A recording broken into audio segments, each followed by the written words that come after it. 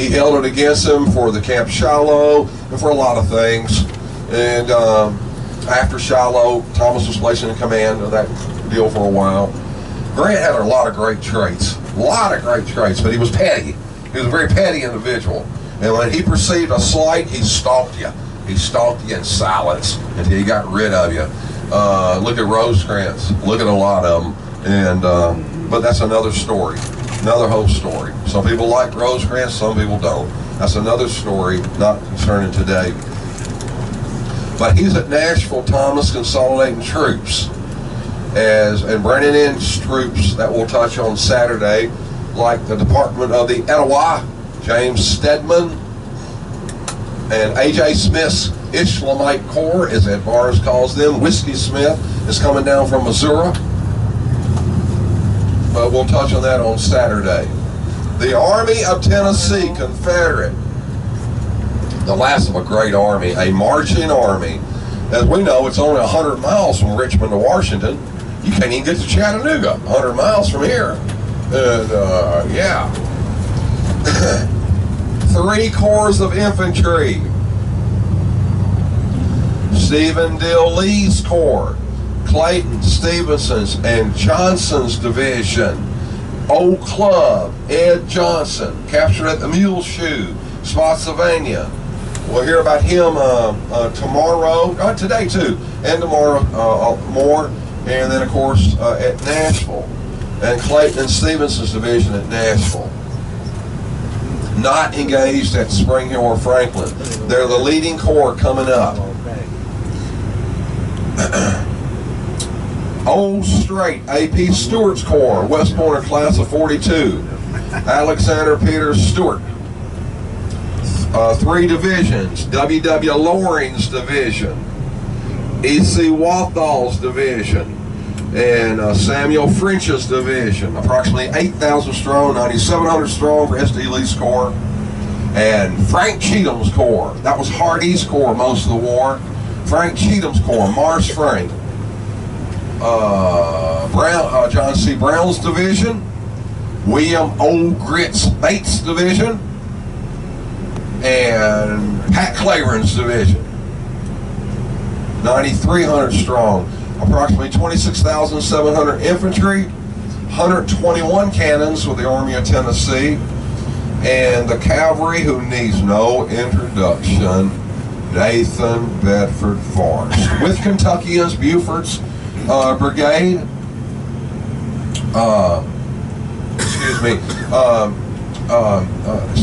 Red Jackson's division, Chalmers' division, as well as Buford's Kentuckians.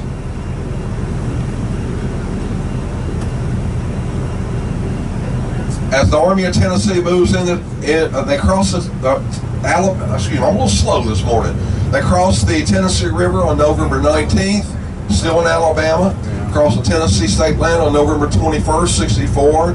There's a crude sign on the side of the road that said, "Tennessee, a grave or a free home," made by citizens. Well, that's more than true. In the weeks to follow, moving up 3 separate roads. S.D. Lee's in the middle, Frank Cheatham's Corps to the west, and Stewart's Corps to the east. Forrest Cavalry screening the infantry movements.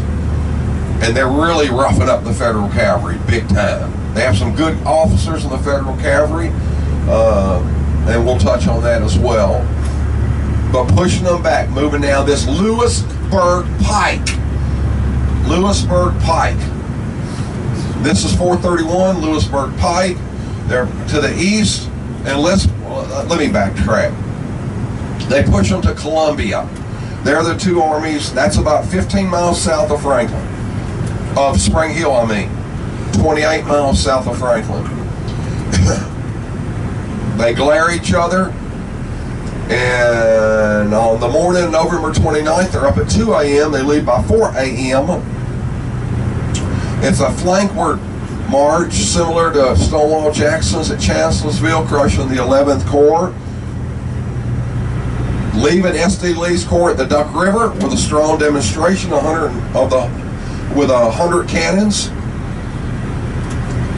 And Cheatham's Corps and Stewart's Corps move east around the Federals, moving down the Davis Ford Road, connecting to the Raleigh Hill Road. On November 29th, 1864, that's the scenario we'll pick up. Look at this, Henpeck Lane to your right. I wonder if a man named that street there.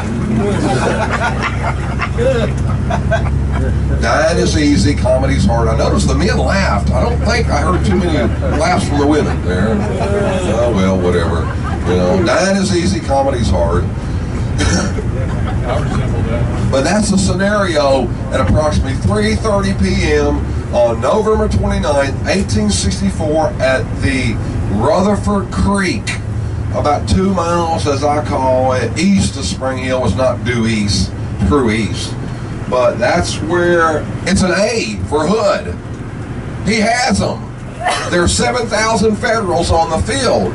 You have Cheatham's Corps and Stewart's Corps on the field. That's 17,000 straight on, 300 infantry. 17,300 infantry. The Federals have about 7,000 straight on. And with 800 wagons there.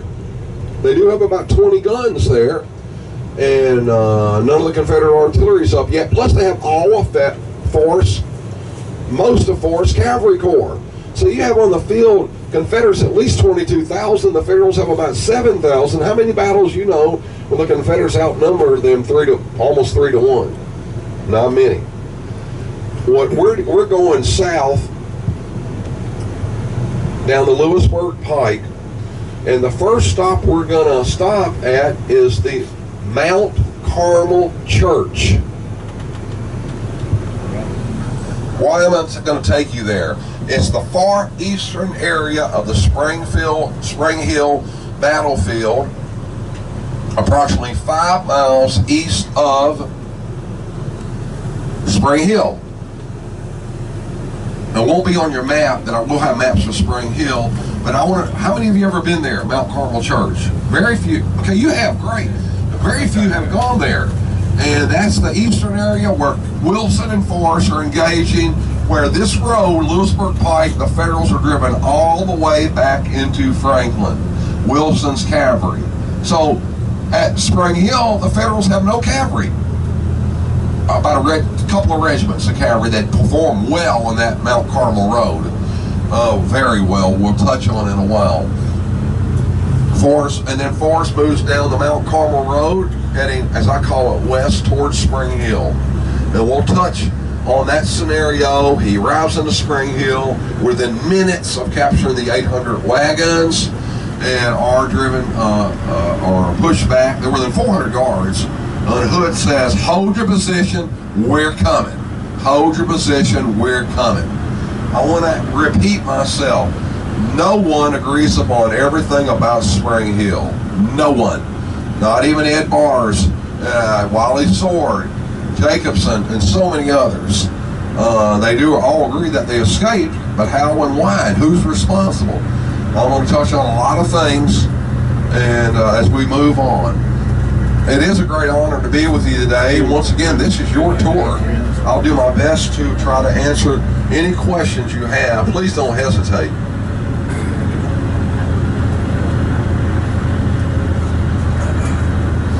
On a lighter note, how many of you ever heard of the 5th Confederate Infantry? All Irish immigrants out of Memphis, Tennessee.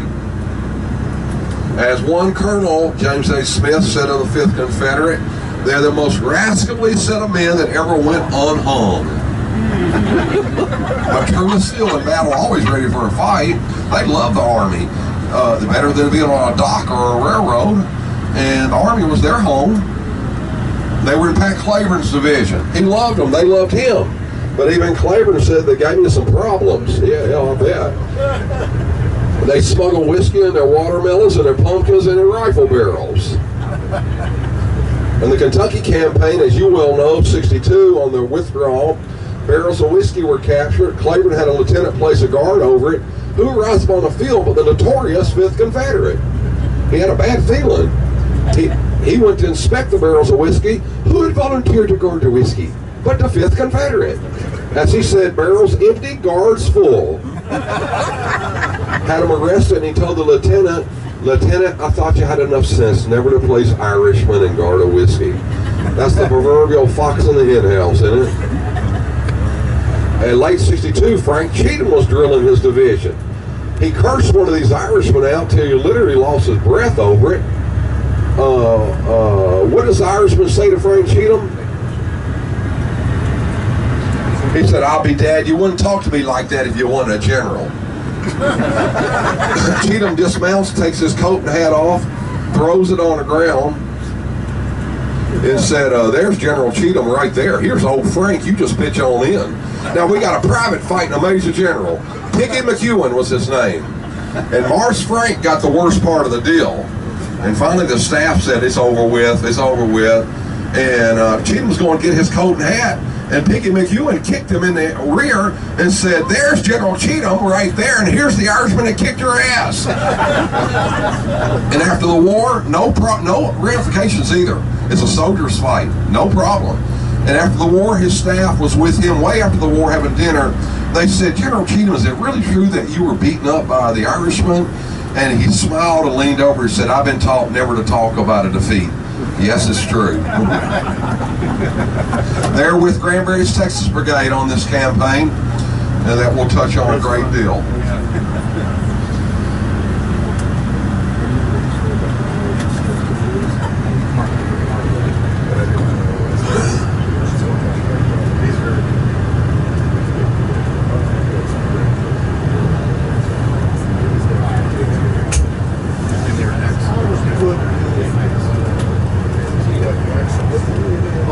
Yes, sir, he's the cornfield. Attacking through that cornfield against Cheatham. Took terrible casualties, but as his orders, it is fine. Everybody's still been fine. Great. He was a division commander, shock troops. That's what you want. Ed Barnesfield, if he hadn't been wounded, that was them second day, they would have taken them. That's what Ed said. That's what Lee said. Sir? Lee said the same thing. I did not know that. I will state this. Who is going to be the same after you have an arm, terrible wound, and a leg amputated 4 inches from the hip that only 4 people lived the whole war? Who will be the same? I certainly wouldn't. Those are terrible wounds. The leg worse, but the arm is hideous. He's doing the best he can, tied into his horse. Very brave man, doing the best he could do. He was 32 years old, I believe. Yeah. And doing the best he could do in a terrain situation. I want to keep my eyes straight, please, because I don't want to miss a stop.